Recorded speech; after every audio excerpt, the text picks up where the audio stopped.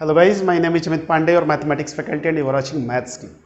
तो बच्चों, आज के लेक्चर में हम पढ़ने वाले एसिम्पटोट्स। ये बिल्कुल फ्रेश टॉपिक है, इससे पहले ये टॉपिक आया ही नहीं है। बट इसे देख के घबराने की जरूरत नहीं है, बिकॉज ये कुछ अलग नहीं है कुछ सिमिलर।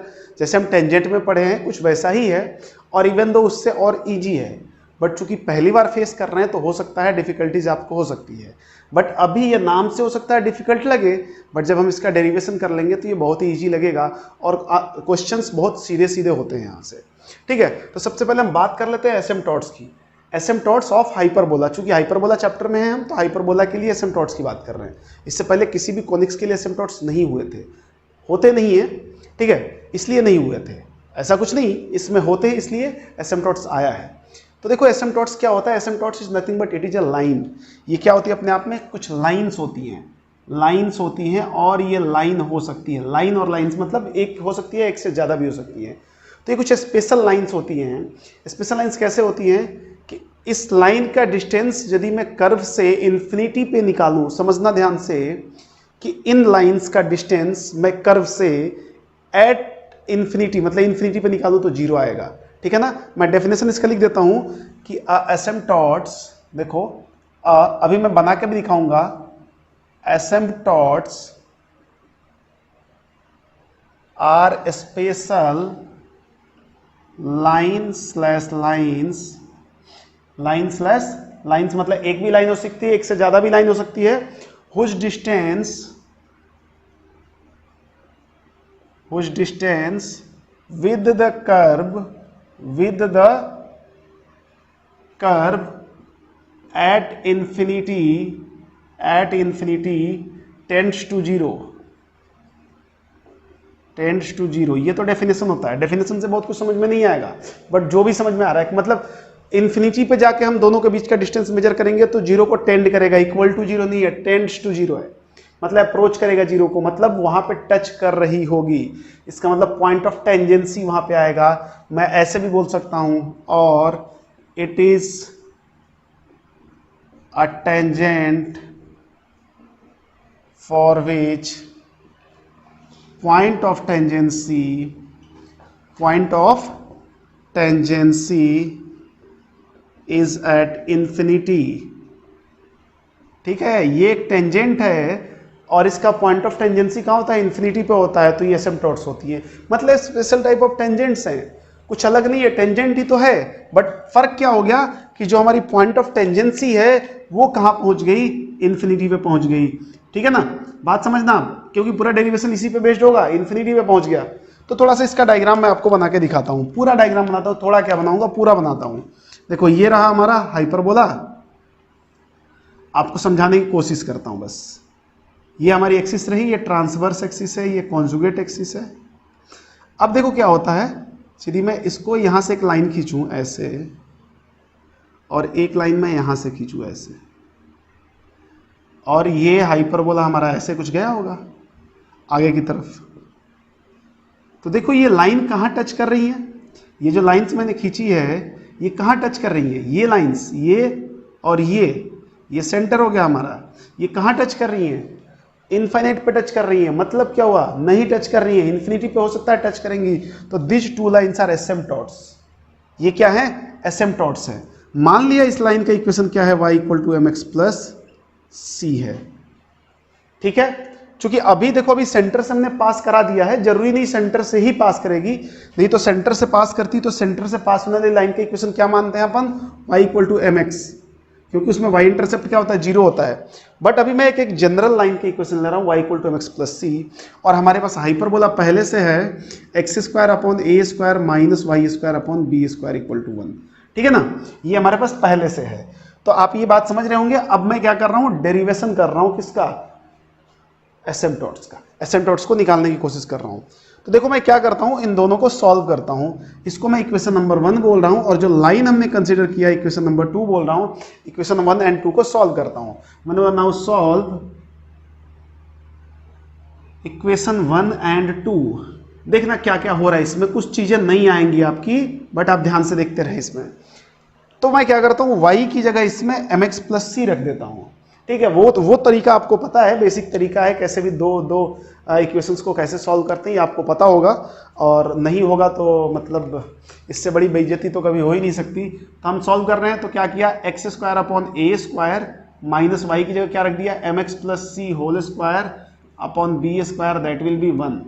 ओके, इसको भी ओपन कर लेते हैं, इसको भी ओपन कर लेते हैं। तो क्या हो जाएगा, ये x square upon A square minus m square x square plus c square plus 2mcx upon B square, that will be 1।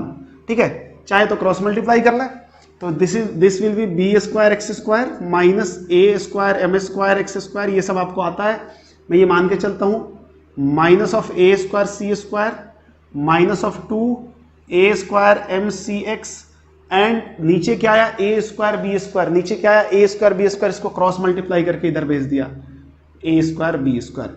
सबको ले आता हूं इधर, ध्यान से देखो, एक्स स्क्वायर कॉमन आ रहा है यहां से, तो एक्स स्क्वायर कॉमन लिया तो क्या हो जाएगा, b square minus a square m square.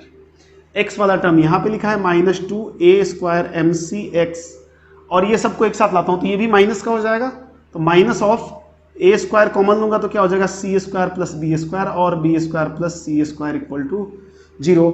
आप इसको देख सकते हैं क्वाड्रेटिक इन एक्स बना हुआ है। कैसे, अब कोई लाइन यदि किसी कर्व को के साथ सॉल्व कर रहे हैं, मतलब कहीं टच कर रही होगी, तो ऑब्वियस सी बात है 2 डिग्री कर्व है तो क्वाड्रेटिक ही बनेगा, मतलब 2x आएंगे, यहां से 2x आएंगे, मतलब सीधी बात है। यदि मैं ऐसे बोलूं कि ये हमारा हाइपरबोला है और कोई लाइन है जो इसको कट कर रही है या टच कर रही है, ये y equal to mx plus c मान लेता, और ये हमारे पास standard hyperbola x square upon A square minus Y square upon B square equal to 1 है, तो देखो आपको 2x मिलेंगे 2y मिलेंगे, ऑब्वियस सी बात है, मिलेंगे ना।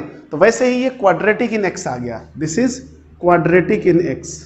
तो इससे क्या फायदा होगा, इससे क्या फायदा होगा कि x की 2 वैल्यू आएंगी, मतलब ये लाइन कर्व को 2 जगह टच कर रही होगी और इंटरसेक्ट कर रही होगी। हमें नहीं पता कि वो टच कर रही है या इंटरसेक्ट कर रही है, बट हमें लाइन से मतलब नहीं है। हमने बोला कि ये लाइन एसिम्पटोट्स बन जाए, हमने बोला कि फॉर एसिम्पटोट्स देखो, एसिम्पटोट्स के लिए कंडीशन क्या लगाएंगे, यहां से हमें 2x की वैल्यू मिलेंगी, एक x1 मिलेगा और एक x2 मिलेगा। अब एसिम्पटोट्स के लिए क्या बोला कि ये जो लाइन है कर्व को कहां पे टच करे, इन्फिनिटी पे टच करेगी। बोला ना पॉइंट ऑफ टेंजेंसी इन्फिनिटी पे हो जाए, इन्फिनिटी पे टच करेगी मतलब x की वैल्यू इनफाइनाइट हो जाए, मतलब क्या हो जाए, x भी इन्फिनिटी को टेंड करे और x इन्फिनिटी को करेगा तो y भी इन्फिनिटी को करेगा, क्योंकि कर्व ऐसे जाता रहेगा आगे। ठीक है, तो हमने बोला इसका मतलब रूट्स जो है इसके क्या आएंगे, इनफाइनाइट आने हैं।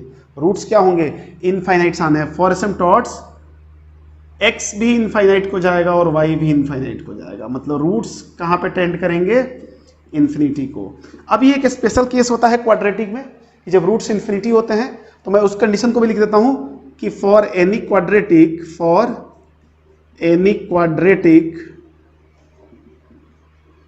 Both roots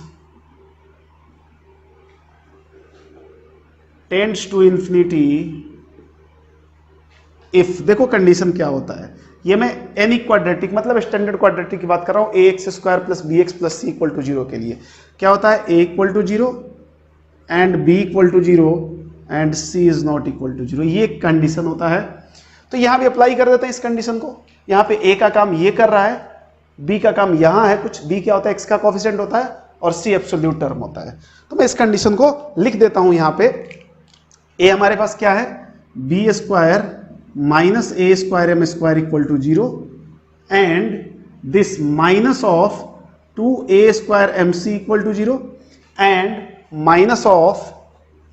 minus of a square b square plus c square is not equal to 0। इन कंडीशन, तीनों कंडीशन को सॉल्व करना और एंड कंडीशन है, मतलब एक साथ तीनों सेटिस्फाई होनी चाहिए। तो आई होप आप यहां तक समझे होंगे कि हम क्या कर रहे हैं। अभी इस कंडीशन को हम इंप्लीमेंट करेंगे और हमारे पास इक्वेशन ऑफ एसिम्पटोट्स आ जाएंगी। ठीक है, तो आप यहां तक लिख लिए होंगे। अब मैं इधर मिटा रहा हूं, थोड़ी देर उधर का भी रहने देंगे, बस इधर मिटा रहे हैं, तब तक आप वीडियो पॉज करके लिखो, मैं इधर को मिटा रहा हूं। राइट है, तो मैं अब कंडीशंस को अप्लाई करता हूं। सबसे पहले मैं थर्ड कंडीशन को लेता हूं। थर्ड कंडीशन क्या बोला है, चलो मैं यहां पे नंबर 1 दे देता हूं इसको। 1 2 तो पहले हमने यूज किया था, this is 3, this is 4 and this is fifth condition.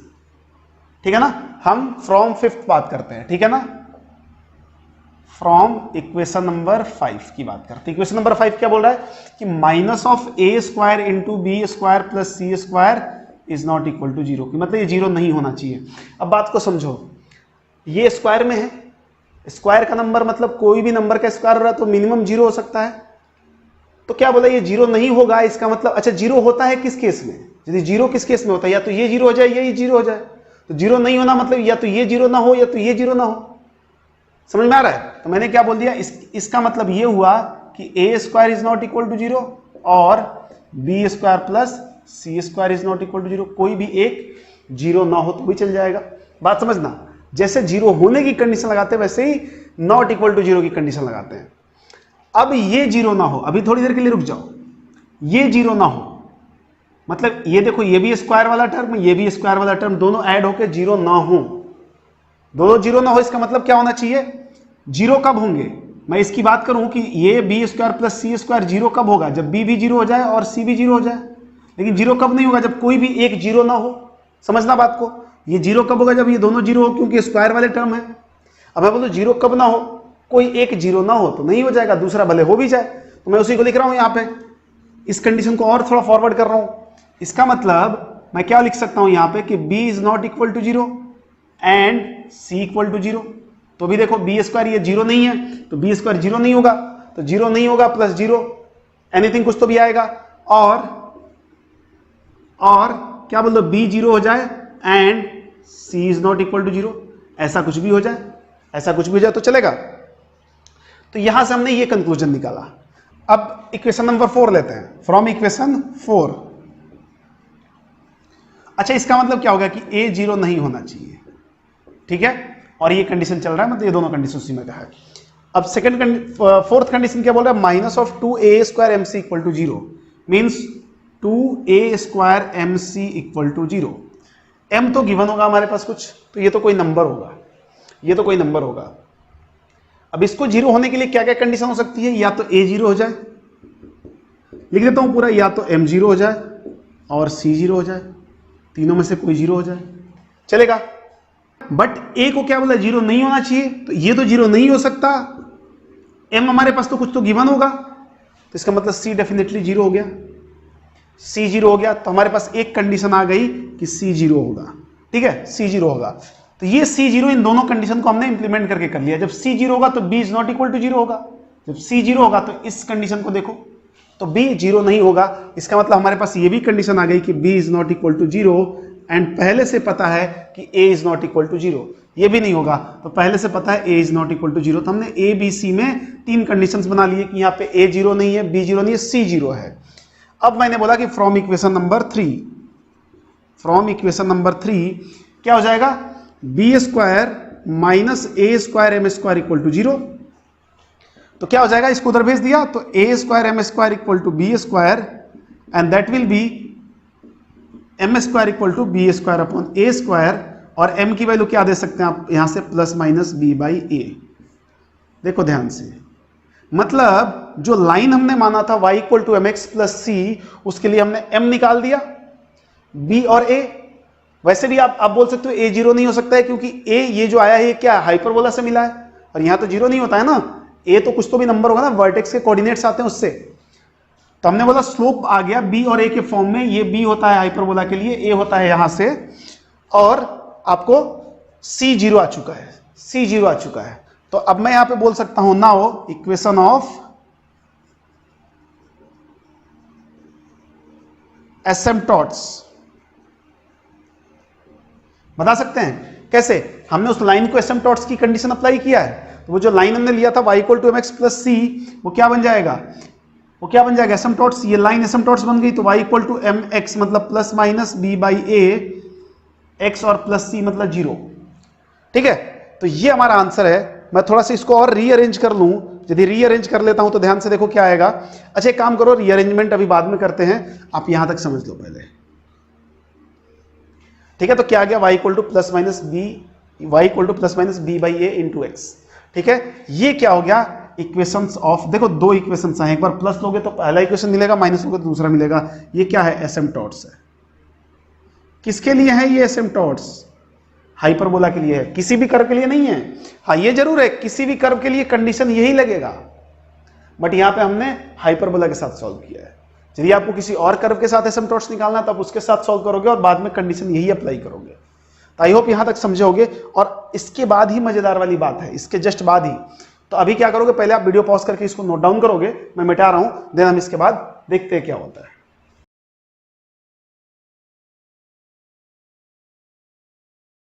तो हमारे पास इक्वेशन ऑफ एसिम्पटोट्स आ चुके हैं। Equation of एसिम्पटोट्स, equation of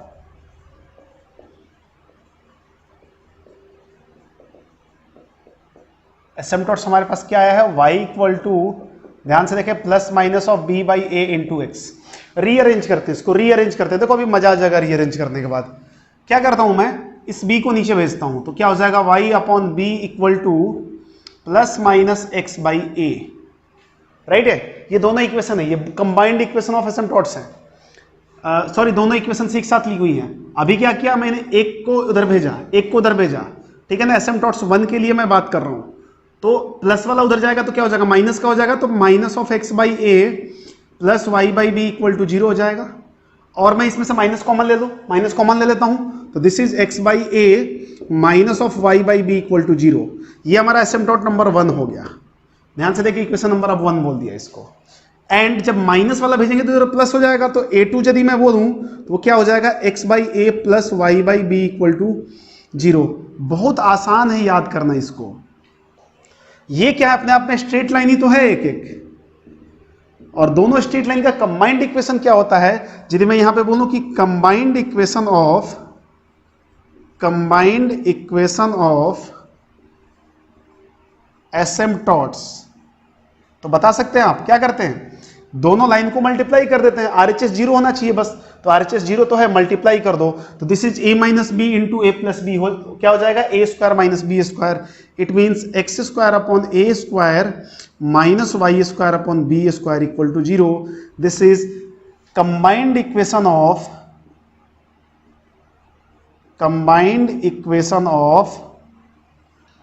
asymptotes. समझे क्या, ये कंबाइंड इक्वेशन ऑफ एसिम्पटोट्स हैं। और कहीं ना कहीं ये बहुत फेमिलियर भी है, ये तो बिल्कुल हाइपरबोला जैसा लग रहा है। फर्क क्या है इसमें हाइपरबोला और इसके इक्वेशन में, हाइपरबोला में यहाँ पे 1 होता है और यहाँ पे 0 है बस। तो ये बोल लो या ये दोनों बोल लो, a1 a2, यही होती है एसिम्पटोट्स का इक्वेशन। तो आई होप ये तो अभी याद ही हो जाएगा कि एसिम्पटोट्स का इक्वेशन क्या होता है। हम इसको याद करने की बजाय यदि हम इन दोनों पे फोकस करें तो ज्यादा इजी होगा, और इन दोनों की बजाय मैं इस पे फोकस करूं तो और ज्यादा इजी हो जाएगा। तो आप बात समझ गए होंगे कि किसी भी हाइपरबोला के लिए यदि 1 की जगह मैं 0 पुट कर दूं तो क्या आ जाएगा, 1 की जगह, यहां पे 1 होता है ना हाइपरबोला में, 1 की जगह 0 पुट कर दूं तो क्या हो जाएगा, एसिम्पटोट्स हो जाएगा। और 1 की जगह -1 पुट कर दूं तो कॉन्जुगेट हाइपरबोला हो जाएगा। ठीक है, तो ये मुद्दा है यहाँ पे एसिम्पटोट्स का। तो हमने एसिम्पटोट्स का इक्वेशन डेराइव कर लिया बहुत ही इजी वे में, बेसिक कैलकुलेशंस थे, और उसमें किसी को दिक्कत नहीं होना चाहिए भाई। आई होप नहीं हुआ होगा, ठीक है, कोई बात नहीं है। तब इसकी प्रॉपर्टीज देख लेते हैं लगे हाथ कि क्या क्या प्रॉपर्टीज है। कुछ विशेष प्रॉपर्टीज नहीं है, बट है कुछ तो भी है, देखते हैं क्या क्या होता है, और इसमें से और भी कुछ हम मंथन करते हैं, कुछ निकालने की कोशिश करते हैं, ठीक है ना। तो प्रॉपर्टीज ऑफ एसिम्पटोट्स की बात करते हैं। तो अगला जो हमारा हेडिंग है वो है प्रॉपर्टीज ऑफ एसिम्पटोट्स। प्रॉपर्टीज ऑफ, बहुत बेसिक सी प्रॉपर्टीज है और बहुत इजी है समझने के भी उसे। प्रॉपर्टी नंबर 1 तो बहुत बेसिक ऐसा है क्या, देखो आप ध्यान से, मैं पहले लिख ही देता हूं कि हमारे पास हाइपरबोला, जो स्टैंडर्ड हाइपरबोला होता है, उसका इक्वेशन क्या होता है, x square upon A square minus Y square upon B square equal to 1। Conjugate hyperbola जो होता है उसका इक्वेशन क्या होता है, x square upon A square minus Y square upon B square equal to -1। और एसिम्पटोट्स के इक्वेशन क्या हो जाते हैं, एसिम्पटोट्स, मैं ए लिया हूं, a1 a2 मतलब अलग अलग है, a मतलब कंबाइंड है, ठीक है ना, या एसिम्पटोट्स कंबाइंड भी बोल सकता हूं। That will be x square upon A square minus Y square upon B square equal to 0। मतलब बहुत कुछ सिमिलर दिख रहा है आपको, एलएचएस तो बिल्कुल सिमिलर ही दिख रहा है। तो आप बोल सकते हो इसमें कि हम हाइपरबोला से एसिम्पटोट्स का इक्वेशन लिख सकते हैं, ठीक है ना। तो इसमें क्या लिख लेंगे, आप लिख लो चाहो तो लैंग्वेज की फॉर्म में कि the combined equation of asymptotes, the combined equation of asymptotes is same as that of hyperbola, is same as that of hyperbola, same as that of hyperbola except from या for constant term, constant term को छोड़ के, except for constant term, constant term को छोड़ दो तो बाकी सब कुछ सेम है। या तो यहां देखना है या यहां देख लो, दोनों जगह देखो, बस कांस्टेंट टर्म को छोड़ोगे बाकी सब कुछ सेम होगा। तो प्रॉपर्टी नंबर 1 ये होता है, प्रॉपर्टी नहीं है वैसे ये, बट मान लिया कि ऐसी प्रॉपर्टी बन रही है। ठीक है, पॉइंट नंबर 2 की बात करते हैं। ये बताओ, यदि मैं थोड़ा यहां पे आपको ध्यान दिलाऊं, क्योंकि ये जो मास्टर इक्वेशन है हमारा यही है ना, मास्टर इक्वेशन किसका, एसिम्पटोट का। देखो ध्यान से, यदि मैं इसकी बात करता हूं, इसकी बात करूं तो ये कैसी लाइन लिखी हुई है, कुछ तो भी एसिम्पटोट का इक्वेशन ये लिखा हुआ है, y equal to plus minus b by a into x. It means कुछ तो भी ऐसे लिखा हुआ है ना, y equal to m x. ये कैसी लाइन्स हैं, ये ऐसी लाइन्स हैं जिनमें y इंटरसेप्ट 0 है। y इंटरसेप्ट 0 मतलब ये सेंटर से पास कर रही है। देखो x की वैल्यू 0 रखो तो y भी 0 आ जाएगा, 0 0 से पास कर रही है। तो अगला लिखोगे asymptotes intersect at the centre of hyperbola, ये एसिम्पटोट्स पासेस थ्रू, आप ऐसे लिख लो, एसिम्पटोट्स passes through center of the hyperbola। समझ गए क्या आप? इसको कैसे समझ गए ये देख के बता दिया, सीधा सीधा देख के बता दिया। प्रॉपर्टी नंबर 3 की बात करते हैं, प्रॉपर्टी नंबर 3 की बात करते हैं। प्रॉपर्टी नंबर 3 को मैं थोड़ा सा और हाईलाइटेड कर देता हूं। ये हो जाएगा relation between hyperbola, conjugate hyperbola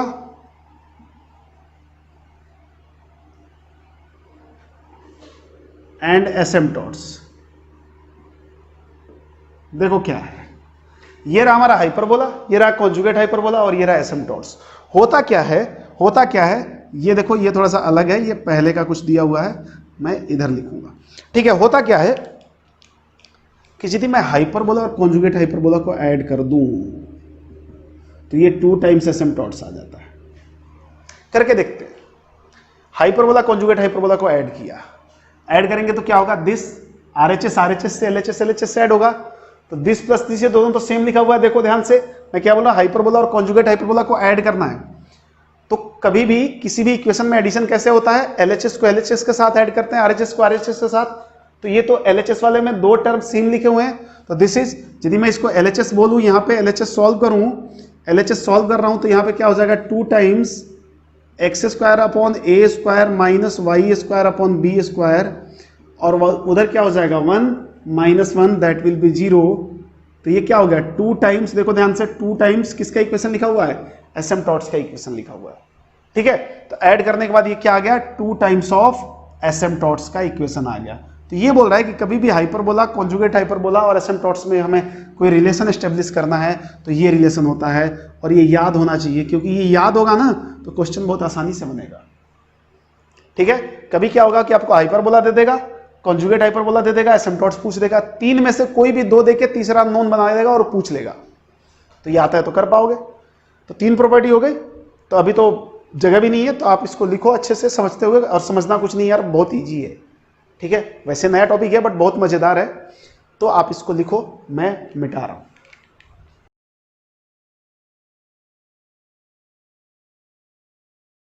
next property देखते हैं, प्रॉपर्टी नंबर 4 की बात कर लेते हैं।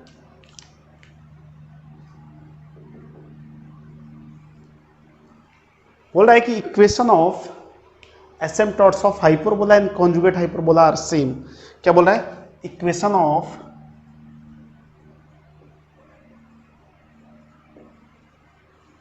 asymptotes of hyperbola and conjugate hyperbola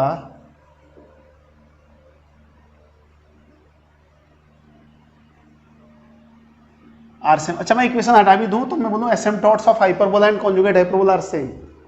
ठीक है ना, एसिम्पटोट्स क्या होती है, दोनों के लिए सेम होंगी। आप सॉल्व करके देख लो, कोई फर्क नहीं पड़ने वाला, सॉल्व भी करोगे तो सेम ही आएगा। ठीक है, और वैसे भी आप देखो, मैं इसका डायग्राम बना के आपको समझा देता हूं, ध्यान से देखो। ये हमारे पास तो है हाइपरबोला, एक्सिस ये रही हमारी, इसके लिए ये रही transverse axis, and this is conjugate axis.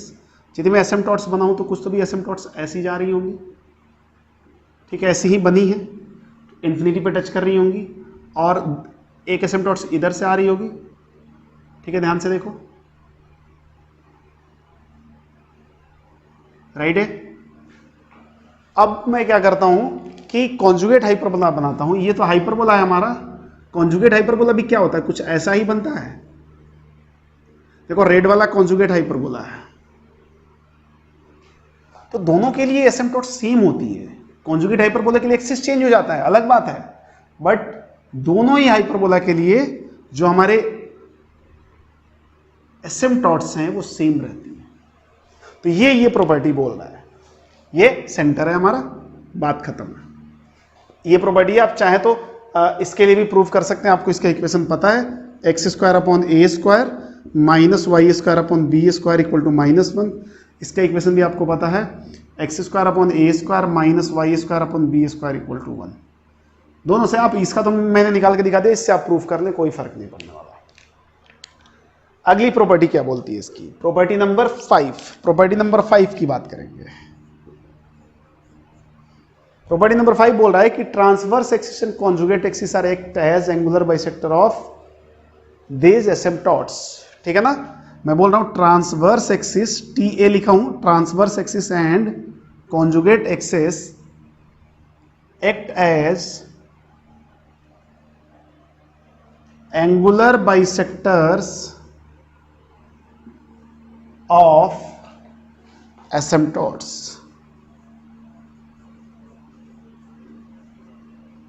मतलब क्या हुआ, यदि मैं इसका भी डायग्राम आपको बना के दिखा दूं यहां पे, वैसे तो चाहूं तो इसी डायग्राम में बना के दिखा सकता हूं, इसी डायग्राम में दिखा देते हैं। इसी डायग्राम में देखो ध्यान से, ये ट्रांसवर्स एक्सिस है, तो जितना एंगल यहां पे बन रहा होगा ना थीटा, उतना ही एंगल यहां पे बन रहा होगा, और जितना एंगल यहां पे मान लो फाई बन रहा होगा, तो इतना ही एंगल यहां पे भी फाई बन रहा होगा।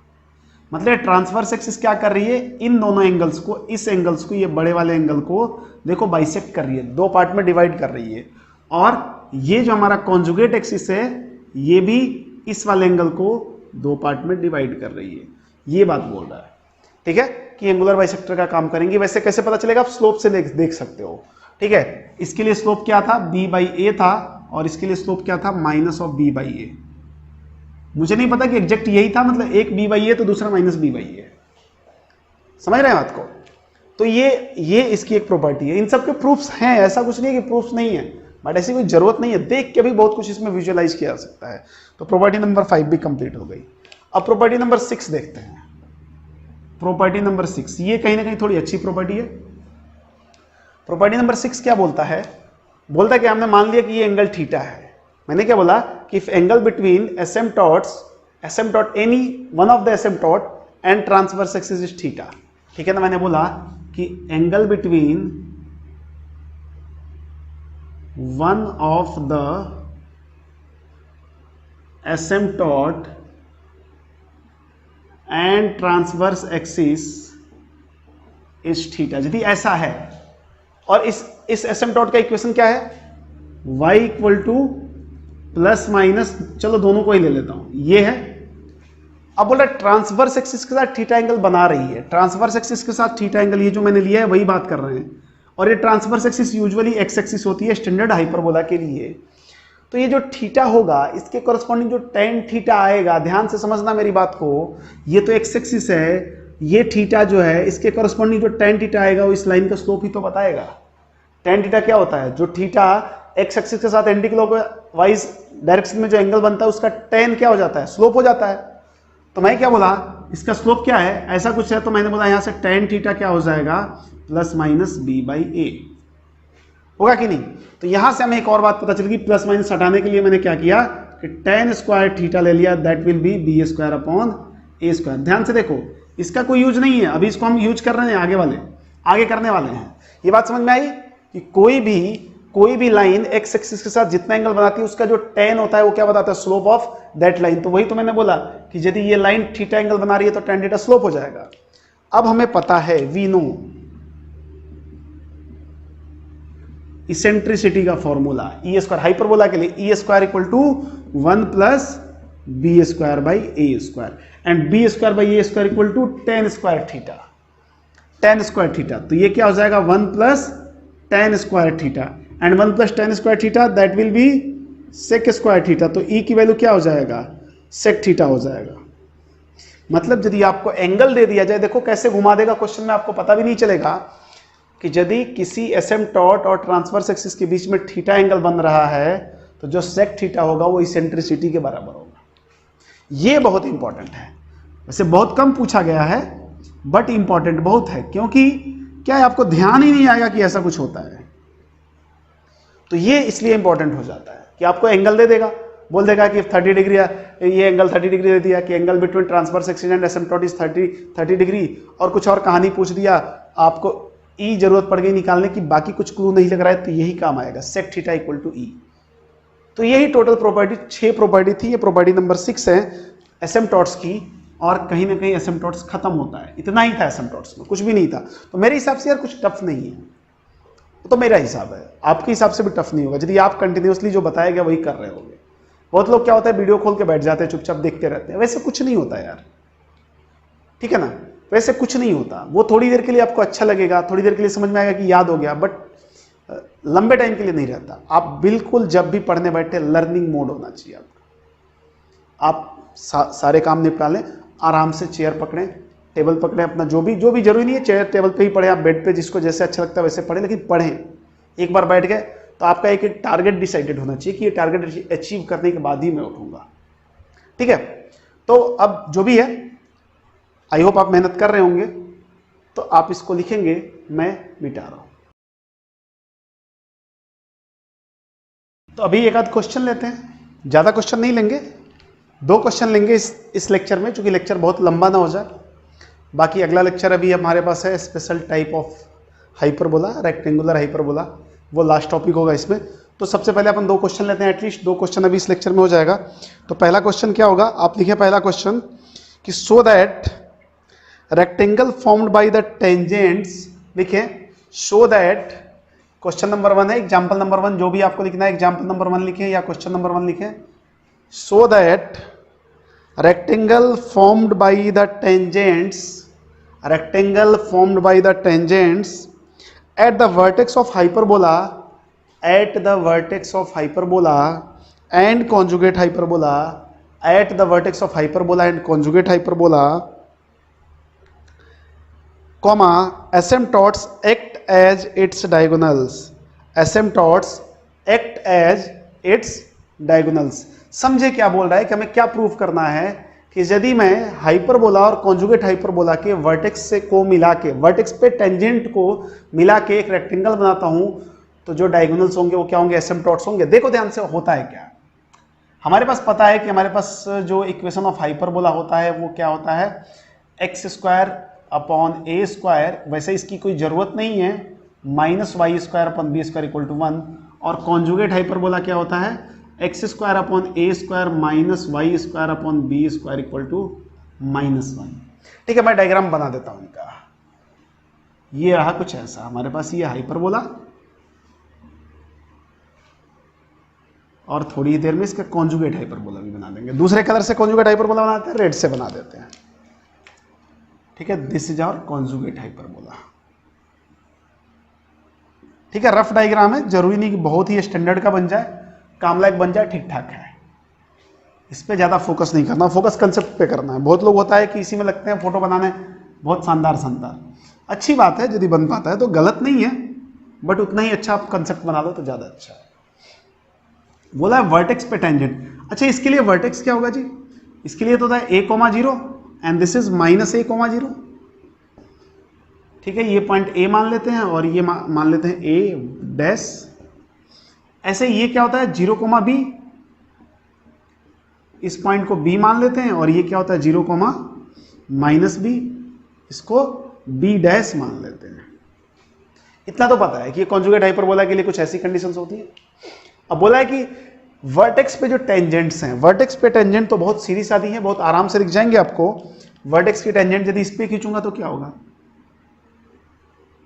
ये हो गई वर्टेक्स की टेंजेंट, और नीचे कुछ तो भी ऐसा हो गया, और इनके वर्टेक्स पे टेंजेंट यदि खींचेंगे तो क्या हो जाएगा, यहां पे खींचना हमें ये लाइन, एंड यहां पे एक ये लाइन, तो हमारे पास मिला क्या कुछ, यस मिल गया हमारे पास। देखो ये पॉइंट को मैं बोल देता हूं P, ये हो गया Q, ये हो गया R, और ये हो गया S। PQRS रेक्टेंगल है। Here PQRS is a rectangle. तो अब कोऑर्डिनेट्स ऑफ P लिख सकते हो आप, P के कोऑर्डिनेट्स बता सकते हैं आप क्या होंगे। देखो ये तो सेंटर है हमारा 0,0, यहां से कितना जाना है A डिस्टेंस, और इधर कितना चाहिए B डिस्टेंस, तो ये पॉइंट P क्या हो जाएगा A, B। Q के कोऑर्डिनेट्स लिख सकते हैं, यस यहां पे A और नीचे आना है -B, तो क्या हो जाएगा A, -B। R के कोऑर्डिनेट्स भी लिख सकते हैं, R ये रहा -A -B, तो बहुत इजी है यार। एंड S के भी लिख सकते हैं -A, B, राइट। अब क्या बोला है कि ये बताओ जो डायगोनल्स हैं, डायगोनल्स मतलब एक डायगोनल ये है, मैं डॉटेड लाइन में डायगोनल्स को बना रहा हूं, और दूसरा डायगोनल ये है। बोल रहा है कि ये डायगोनल नहीं है, एसिम्पटोट्स हैं। तो देख लो, हमें पता है वैसे भी कि इस एसिम्पटोट का इक्वेशन क्या हो जाएगा, y इक्वल टू एक का, इसका कुछ नहीं, एक का y इक्वल टू b/x होना है, और दूसरे का क्या हो जाना है, y इक्वल टू -b/ax हो जाना है। इधर से निकालेंगे नहीं, चेक कर लो, यदि ऐसा है, ये ऐसा है, तो पॉइंट P सेटिस्फाई करेगा इसको। पॉइंट P क्या है, a, b, मतलब x की जगह a रखो और y की जगह b आ रहा है, क्या आ रहा है, देखो रख के x की जगह a रखोगे तो a से a कट जाएगा, y b से, मतलब ये लाइन a, b से पास कर रही है। क्या ये r से भी पास कर रहा है, क्या r रखो, मतलब x की जगह -a रखो, y ऑटोमेटिक -b होना चाहिए। x की जगह जब -a रखोगे तो y ऑटोमेटिक -b हो जाएगा। तो प्रूफ हो गया ना, ऑटोमेटिक प्रूफ हो गया कि हाँ ये सही है। हेंस प्रूव्ड, क्या प्रूव कर दिया हमने कि asymptotes act as a diagonal of the rectangle, right है ना। तो कुछ नहीं था, डायग्राम बनाओ, आंसर पाओ वाला काम था, अच्छे से बना लिया तो हो गया आंसर, कुछ भी सॉल्व नहीं करना था। क्वेश्चन नंबर 2 पे चलते हैं, एग्जाम्पल नंबर 2 पे चलते हैं। ये थोड़ा अच्छा एग्जाम्पल है, एग्जाम्पल इसमें अच्छे खासे हैं, 5-6 एग्जाम्पल्स कर सकते हैं हम आराम से, बट इस लेक्चर में हम 2 ही एग्जाम्पल करेंगे, ठीक है ना। बाकी अगले एग्जाम्पल में करेंगे, क्योंकि कहीं ना कहीं लेक्चर का लेंथ बहुत लंबा हो जाएगा। ये बोल रहा है कि the area of triangle formed by asymptotes, मैं लिख देता हूं कि the area of triangle formed by asymptotes and any tangent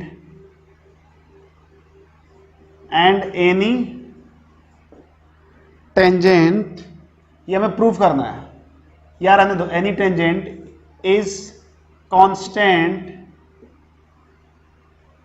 and is equal to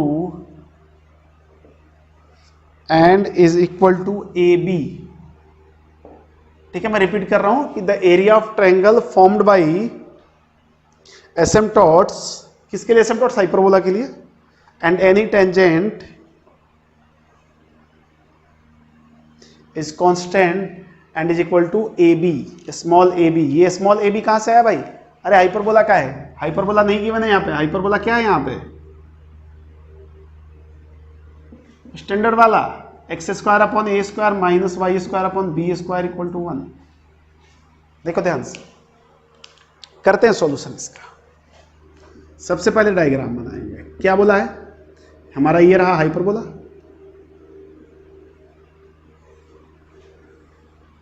बोल रहा है किसी भी टेंजेंट के साथ जाओ, क्या बोला है, किसी भी टेंजेंट की बात कर रहा है कि कोई भी टेंजेंट, तो मैं एक जनरल सा कोई भी टेंजेंट खींच लेता हूं, ऐसे जनरल सी कोई भी टेंजेंट खींच लो, ठीक है। वैसे टेंजेंट बन नहीं पाई है, कोई बात नहीं, आप ध्यान दें।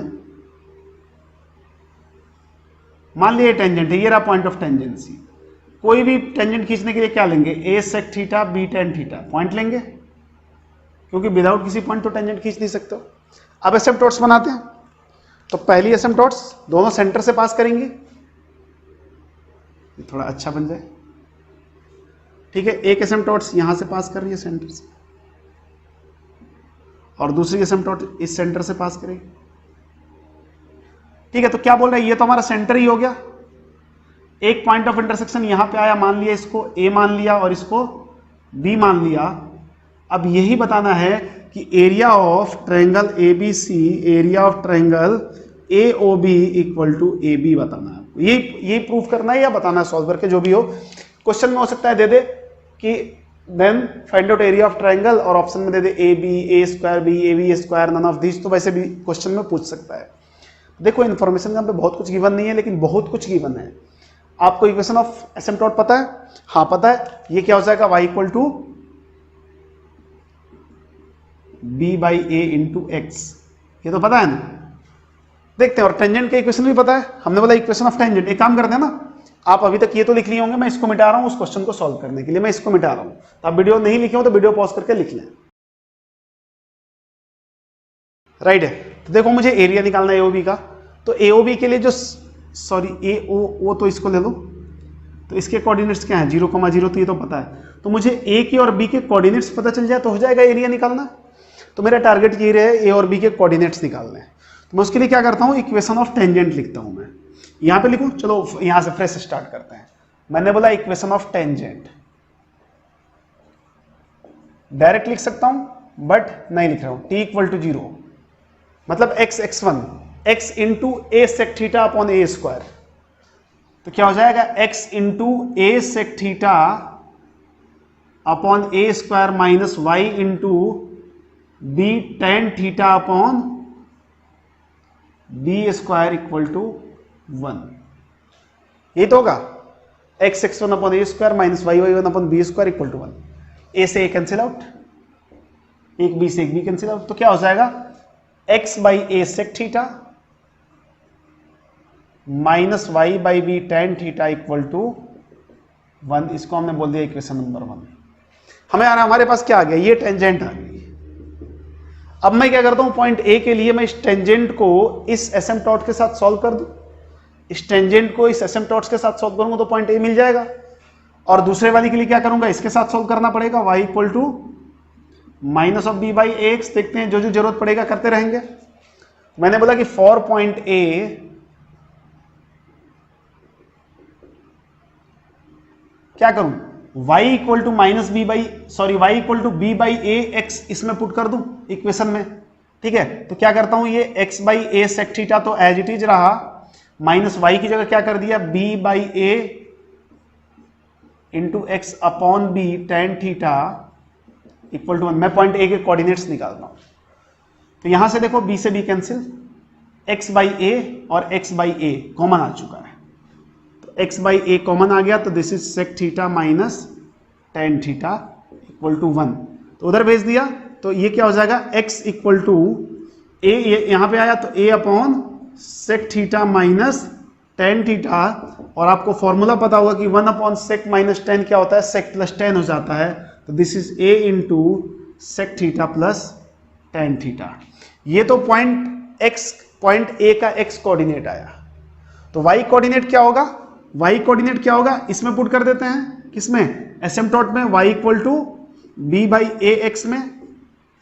तो हम y कोऑर्डिनेट के लिए क्या करते हैं, b बाई ए एक्स क्या है, a sec theta plus tan theta. तो a से a कट गया, तो this is b into sec theta plus tan theta. तो a के कोऑर्डिनेट्स आ गए हमारे पास। पॉइंट a के कोऑर्डिनेट्स क्या आ गए, a into sec theta plus tan theta comma b into sec theta plus tan theta. अभी देखो, अभी पॉइंट b के कोऑर्डिनेट्स आने बाकी हैं। सिमिलरली करके लिखते हैं, अब पूरा सॉल्व थोड़ी करेंगे। मैंने बोला सिमिलरली फॉर पॉइंट बी। देखो क्या पुट करेंगे, उसमें क्या करेंगे, यहाँ पे minus of b by a x put करेंगे। तो माइनस पुट करेंगे तो यह माइनस यहां प्लस हो जाएगा। तो ये प्लस का मतलब यहां प्लस, यहां प्लस का मतलब यहां प्लस, तो यहां माइनस। तो ये क्या हो जाएगा, माइनस का आ जाएगा। A sec theta minus tan theta. तो पॉइंट बी के जो कोऑर्डिनेट्स होंगे वो क्या हो जाएंगे, a sec theta minus tan theta, comma अब क्या करोगे, इसको उठा के यहां पे पुट करोगे तो एक एडिशनल माइनस बाहर रह जाएगा, तो minus of b into sec theta minus tan theta. जिसको भी दिक्कत है करके देख ले। पॉइंट बी आ गया, तो अब तो हो तो गया यार, पॉइंट ए आ गया, पॉइंट बी आ गया, और तीसरा पॉइंट का कोऑर्डिनेट पता है, तो एरिया ऑफ ट्रायंगल आपको पता ही होगा। अब आप यहां लिखो और मैं इधर मिटा रहा हूं और आंसर निकाल के दिखाता हूं, ठीक है ना। अब इधर लिखोगे, मैं इधर मिटा रहा हूं। तो देखो now area of triangle, area of triangle क्या होता है, यदि तीनों कोऑर्डिनेट्स पता हो मेरे पास, तीनों वर्टेक्स के कोऑर्डिनेट्स पता हो, आई होप आपको याद हो, नहीं याद है तो क्या करें, ऐसा होता है ना 1/2, डिटर्मिनेंट फॉर्म से मैं निकाल देता हूं, x1 y1 1, तो ये क्या हो जाएगा, a सेक को s लिख रहा हूं और tan को t लिख रहा हूं, as plus T bs plus t and 1, फिर x2 y2 1। तो x2 y2 1 क्या है, सबसे पहले 0 0 1 ले लेते हैं, सेंटर वाला वहां से ओपन करना हमारे लिए इजी रहेगा। This is 0 0 and 1। देन हम पॉइंट ए को लिख रहे हैं, a into s plus t, b into s plus t and 1, and तीसरा लिख रहे हैं a into s minus t minus b into s minus t and 1। ये हो गया हमारे पास ऐसा। अब क्या करना है यार, डिटर्मिनेंट ओपन करना है, 0 के साथ ओपन करोगे तो 0 रह जाएगा, इस 0 के साथ ओपन करोगे 0 रह जाएगा, 1 के साथ ओपन होगा तो 1 के साथ ओपन होगा तो क्या हो जाएगा, दिस इंटू दिस, मतलब minus of a b, this into this, s plus t into s minus t, s square minus t square. ये तो पहले आएगा, माइनस माइनस, देखते रहो ध्यान से, अब कैलकुलेशन बेस्ड है, कुछ भी नहीं है, कैलकुलेशन कैलकुलेशन है, माइनस दिस इंटू दिस, ये भी हो जाएगा ए बी, और a minus b into a plus b, a square minus b square. ये एस क्या है, सेक है, और टी क्या है, टेन है। Sec square minus tan square क्या होता है, 1 होता है, तो ये 1 और 1 लिखा हुआ है, तो minus a b minus 2 a b, तो डेल्टा क्या हो जाएगा, 1/2 इंटू माइनस 2 ए बी, 2 से 2 कैंसिल, तो डेल्टा क्या हो जाएगा, minus of a b, mod लेना पड़ेगा चूंकि एरिया निगेटिव नहीं होता है, तो डेल्टा क्या आ गया, a b which is constant, समझे क्या, हेंस प्रूव्ड। ये तो प्रूव करना था, और इतना बड़ा क्वेश्चन है, अरे बड़ा नहीं है, अब हर एक एक लाइन लिख लिख के तुम लोग को दिखाना पड़ेगा, तब तो बड़ा हो ही जाएगा। थोड़ा शॉर्टकट में मारते तो जल्दी हो जाता, डायरेक्टली कुछ चीजें निकल जाती, बट जो भी है समझना जरूरी है, कुछ भी बड़ा छोटा नहीं होता है, टाइम मिलता है यार आपको, ठीक है। तो आई होप मजा आया होगा अभी तक, क्योंकि हमने क्वेश्चंस भी किया, काफी अच्छा क्वेश्चन था। इसके बाद भी अगला जो लेक्चर होगा जिसमें हम रेक्टेंगुलर हाइपरबोला पढ़ने वाले हैं, उसमें भी हम इसके कुछ क्वेश्चंस लेंगे, इवन दो आधा लेक्चर तो इसके क्वेश्चंस का ही रहेगा, फिर हम उसमें रेक्टेंगुलर हाइपरबोला को जरूरत पड़ी तो इंट्रोड्यूस करेंगे, नहीं तो बस अब एक टॉपिक रह गया इसके बाद रेक्टेंगुलर हाइपरबोला, काफी इंटरेस्टिंग है वो भी और काफी ईजी है। तो आई होप आप समझे होंगे, बहुत मजा आया होगा। जो भी डाउट होता है आप कमेंट बॉक्स में जरूर लिखें, या वहां पे कॉन्टैक्ट नंबर भी दिया है, आप व्हाट्सएप कर सकते हैं, कॉल कर सकते हैं। Thank you so much.